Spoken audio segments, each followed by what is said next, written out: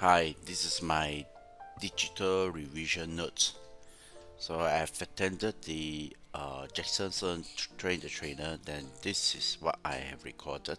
So just give you a glimpse of what I have learned there.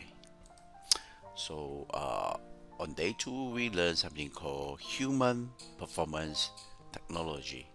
So right in the middle is that why is the business ceases because that the customer requirements is there.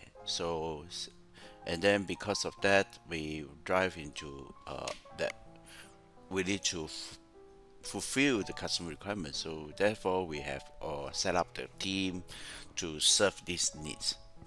So then you have all these tools here. Okay, what is that called? Okay, um, so how do you keep deliver this performance? Is that well, you can reward the staff team, uh, like if the capacity is not enough, not there, like you not enough laptops, you can get it. So and if the person don't have computer skills, you can equip them. So how to equip them with computer skill? The answer will be training. If the team has no bonding, so you go team building.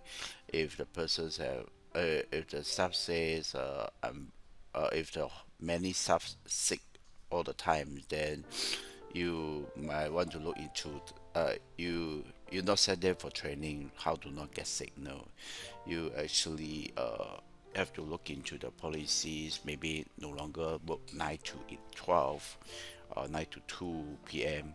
Yeah, so I mean 9 o'clock in the morning until 2 o'clock, 7 days a day, right? So that cannot. So then you talk about this, and then there's come to change measures, and then you evaluate whether it's reached the actual things. So that is something I learned one of the day. Um, and then there's three things that you can actually work on to improve. What training can do, right? Is that the training can improve on this day on the behavior, skill, and performance. So these are all the area you can talk about. Again, there are other things that you want to look into this. So then let's look at the next one. Oop.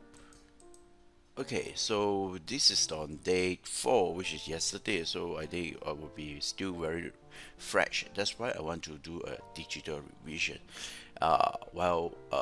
That is to create your own program. So the ultimate goal of a train the trainer is to help you to create uh, your program because you might need help, right? Not everyone, right? Some people who do attend TDT and believe that they can create a program, well, they can, right? But so some who think that they need some help, then yes, this TDT definitely can help you to create a very successful program because it is structured and it is the HRD Corp guided. They spent days, months to develop this framework and this course structure, and then delivered by all the master trainer that they have carefully selected. So yeah, so that is one to create, and you will find many other things you can learn from, right? So how do you assess the participants, right? If you are giving certifications, right? Not the certification of participate, but certification, then you can think of assessment method. So there are some things that like project, portfolio, and so on. So next one is that uh, how how well we are doing. So how well we are doing. So they are whether they give you 5 star, 4 star, 3 star. So what determine that? You need to know that, yeah. How well is the participant doing? That is one, and how well is the trainer doing is another way to measure the training success, and that is what I covered learning in day four. Yeah, and then they talk about that. Um, knowledge itself that the person have, right, is not enough to become a training that you can earn money from this workplace, from the company. You must as able to address a problem that and that's why it connected to what you learn the other here. This they are all interconnected. Yeah. So just come back to the day one and day two. So we have discussed the right in the middle is that the difference between a training need analysis and training need assessment. So these are the two things. So uh, company start we start the in the big company they have this process called training need analysis. So they find out what is the gap between the performance and so on, and then say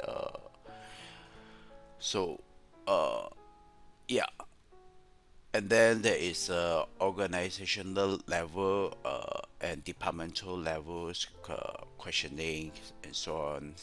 And on the day four, we learn how to handle questions. There are four steps here and so on. And what are they here?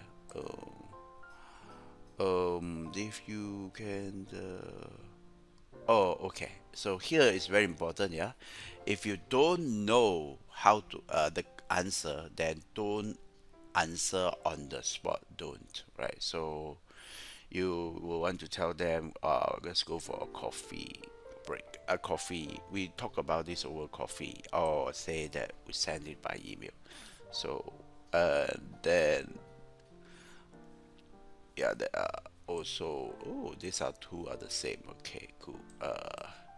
So then you have if you have a lot of knowledge, so how do you structure it, right? So that what must you must ask yourself a question: what must the audience knows? What must that the audience know? So that you will learn that, and then you also can be a facilitator. Okay, a facilitator, and you can well, with a facilitator, what do you do there? Like for example, a treasure hunt or activities. How do you decide that? So there are how do you engage the participants as a facilitator? So a facilitator is not an easy job also because you can ask, you can come for the TTT to ask more, and I personally feel that it's just my personal view that I find that Jackson's own trainer is one of the best. Okay, and when you say one of the best is that it's both connected because Jackson is the master and I'm a I consider myself as a good student because you can see this is a proof. Yeah, I do that. Thank you for watching, and I hope this is useful to you. God bless you. God bless Asia. I thank Jesus for giving me the opportunity to share.